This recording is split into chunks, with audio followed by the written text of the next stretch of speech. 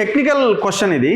ఇప్పుడు 42% రిజర్వేషన్ కోసం కొట్లాట. మీరు కూడా కామారెడ్డి డిక్లరేషన్ నాకు నచ్చింది కాబట్టి మేము పార్టీలోకి వచ్చినాం, రాహుల్ గాంధీ చెప్పిండు, మేనిఫెస్టోలో పెట్టిరన్నారు. రేవంత్ రెడ్డి ఏమంటున్నారు, 42% రిజర్వేషన్ అమలు చేసే చిత్తశుద్ధితో మేము ముందుకెళ్తున్నాం. సరే, మీరు అంటున్నారు కులగణన తప్పు రిపోర్ట్ వచ్చిందని. తప్పుడు రిపోర్ట్ వచ్చినా అది 42% పైగా జనాభా ఉన్నట్టుగానే చూపిస్తున్నారు.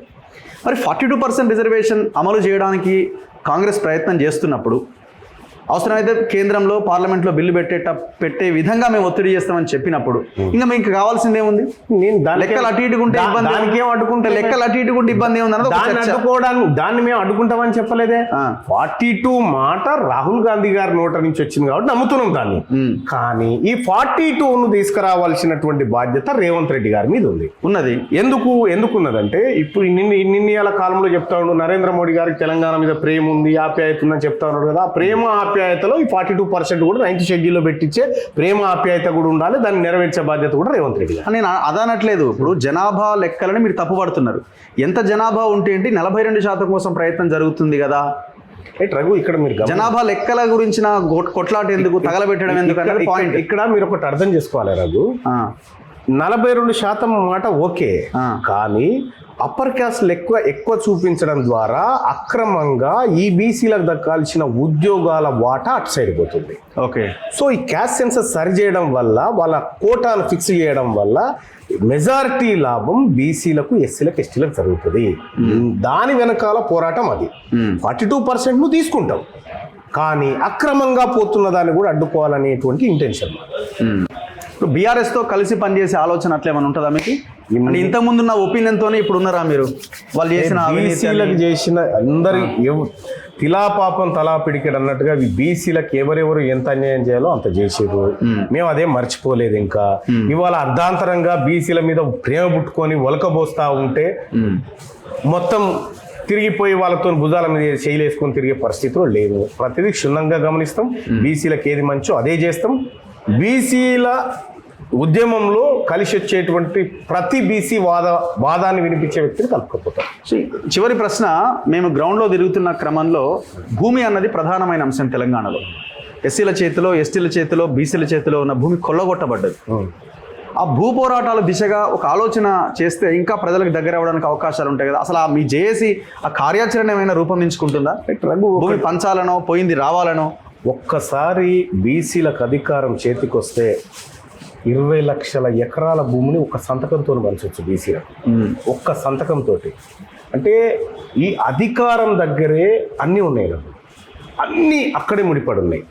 కాబట్టి నేనేమంటున్నానంటే ఇవాళ బీసీలకు పోయినటువంటి భూములు కానీ, బీసీలు కోల్పోయినటువంటి సంపద ఏదైతే ఉందో అవన్నీ దక్కాలంటే పొలిటికల్ పవర్ ఒక్కటే బీసీల ముందున్న మాట.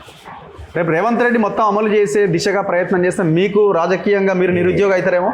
ఆయన అమలు చేస్తాడా రఘు? అది ఆయన కూడా ప్రయత్నం అంత ఎందుకు? ఇది మాటలు పెద్ద పెద్దగానే ఉన్నాయి కదా. డైలాగ్ ఓన్లీ ఏముంటుంది రఘు? వర్క్ ఏముంటుంది డైలాగు? కేసీఆర్ గారిని రేపు పొద్దుగాలే తొక్కుతా, పండ పెడతా, జైల్లో డబుల్ బెడ్రూమ్ కట్టి ఎటుగా ఇంకా ఏ డైలాగులు పట్టి కలిసే ఉన్నారా అంతా? వీళ్ళంతా ఇక కలిసి ఉన్నారా, విడిపోయి ఉన్నారా, గోడలడ్డం ఉన్నాయా బెడ్రూమ్లో మనకు తెలియదు. నేను ఏమంటున్నా అంటే మనం చెప్పిన డైలాగులకు మన పనికి ఎడ పొంతరం ఉండదు. ఫస్ట్ ఆఫ్ ఆల్ ఒకటైతే చెప్తా ఉన్నా, సరే నువ్వు వాళ్ళని జైల్లో పెడతా, ఇలా దూకుతా అని పెద్ద పెద్ద డైలాగులు అల్లుకొని చెప్తా, ఓకే, దాన్ని కూడా మేము కూడా సీరియస్గా తీసుకుంటాం. కానీ ప్రజలకు ఇచ్చినటువంటి హామీలు ఏవైతే ఉన్నాయో దానికోసం అన్నా సీరియస్గా వర్క్ చేయడం చెప్తాను. వ్యతిరేకత పెరిగిందా కాంగ్రెస్ పార్టీ పట్ల? పెరిగింది. ఎందుకంటే ఈ 1.5 yearలో నిజంగా వాస్తవానికి కాంగ్రెస్ పార్టీ కార్యకర్తలే హ్యాపీగా లేనటువంటి పరిస్థితి.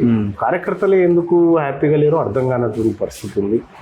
మరి వాళ్ళు 10 సంవత్సరాల పాటు కొట్లాడి జీవితాలు నాశనం చేసుకుని పార్టీ కోసం పనిచేసినటువంటి కార్యకర్తనే సంతోషంగా లేనప్పుడు మరి సహజంగానే ప్రజలు కూడా సంతోషంగా ఉన్నారు కదా. ఆషామాషి కాదు మొత్తం వ్యవస్థనంతా ముందుకు నడిపియాలి అని అంటే మరి ఎట్లా? మీరు ఒక్కరై చేస్తున్నారా? మనకు చందమామ అందదని ప్రతిసారి చెప్పారు. పోయి సౌత్ పోల్ మీద దిగింది మొన్న. నీకు చెప్పడం వేరు, చేయడం వేరు రఘు. నీకు సంకల్పం కరెక్ట్గా ఉంటే, నీవు అనుకున్నది వాస్తవమే అయితే 100% నువ్వు తీరాన్ని చేరుతావు. నేను అది నమ్ముకొని పోతా ఉన్నా. సో మల్లన్న గారు, ఇప్పుడు మీరు రైట్ ట్రాక్లో పడుతున్నారు, అని అనుకుంటున్నారా? కొంతమంది అంటున్నారు ఇంకా ఆయన ట్రాక్ ఏంటో మాకు అర్థం కావట్లేదు, చూస్తున్నాం, అబ్జర్వ్ చేస్తున్నాం అని అంటున్నారు.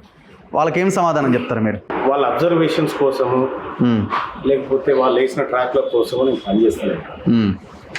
నా జీవితానికి లక్ష్యం ఉంది. ఆ లక్ష్యం బాబాసాహెబ్ అంబేద్కర్ ఇచ్చిన లక్ష్యం ఉంది. ఆ లక్ష్యం దిశలో ఖచ్చితంగా ముందుకు పోతా. ఏ అవకాశం వచ్చినా ఆ వర్గాల కోసం పనిచేస్తాను.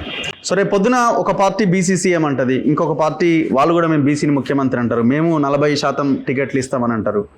ఇప్పుడు అట్లాంటి వాళ్ళకి మీకు మద్దతు ఇస్తారా? మీరు ఒక లైన్ లో వెళ్తారా? నేను ఒకటి ఏమంటున్నా, బీసీలకు ఎట్లా అయితే మంచి జరుగుతుందో అట్లా. ఇప్పుడు కనీసం ఇప్పుడు బీసీ వాదమే లేదనేటువంటి మాట్లాడేటువంటి వ్యక్తుల దగ్గర నుంచి బీసీ సీఎం అట అని ముఖ్యమంత్రి గారితో, పిసిసి గారితో, అందరి నోట్లలో అర్పించి ఓ 30 రోజుల నుంచి బీసీ వాదం చుట్టూ ఎమ్మెల్సీ ఎన్నికలను చెప్పుకుంటూ ఇవన్నీ చేస్తా ఉన్నాం. కాబట్టి నేనేమంటా ఉన్నానంటే అన్ని పార్టీలు రేపు అనివార్యంగా అయ్యా మీ బీసీలదేనైనా ఈ రాజ్యం అని చెప్పాల్సిందే. అది అనివార్యత. ఆలోచించట్లేదన్న చర్చ కూడా ఉన్నది. మరి వాళ్ళని ఎట్లా మీరు కన్సిడర్ చేస్తారు? ఎంబీసీల జనాభా 34 లక్షల మంది ఉన్నారు. వాళ్ళ వర్గాల నుంచి అసలు అసెంబ్లీకి పోవడం కానీ లేకపోతే అటువైపు తొంగి చూసేటువంటి పరిస్థితులే దాపురించలేదు. అటువంటి వాళ్ళకు ఖచ్చితంగా వాళ్ళ జనాభా ప్రకారం అసెంబ్లీ సీట్లు